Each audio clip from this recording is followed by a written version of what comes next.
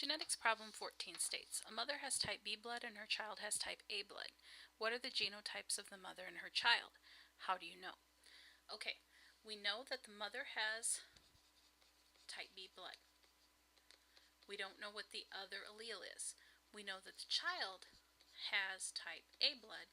We don't know what the other allele is. The other allele has to be O, and I'll show you why. When we look at the types of children, the mother has B-type blood. The mother did not give her child B-type blood because if she did, the child would be AB. So the mother has to be BO because she has to give the O to her child or the child could not have A-type blood. If she gave the B to her child, then it would be AB. If this was also a B, if the mother was homozygous for B, the child would be AB.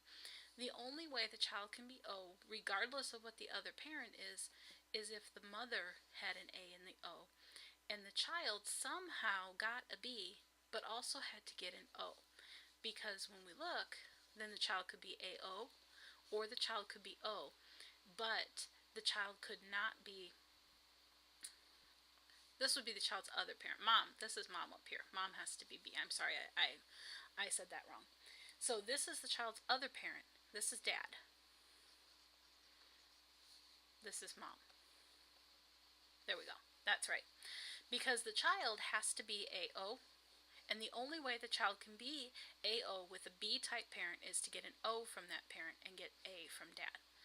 So these would be possible other offsprings from those parents, which would be AB and BO. But the child is not one of those. The child is AO. So from these parents, BO times AO, you could get any offspring child. You could get AB, you could get A, you could get B, you could get O. Any offspring from these parents. That's why blood type is not generally used. It used to be used in paternity, but blood type cannot be used to determine paternity. It can only be used to refute paternity.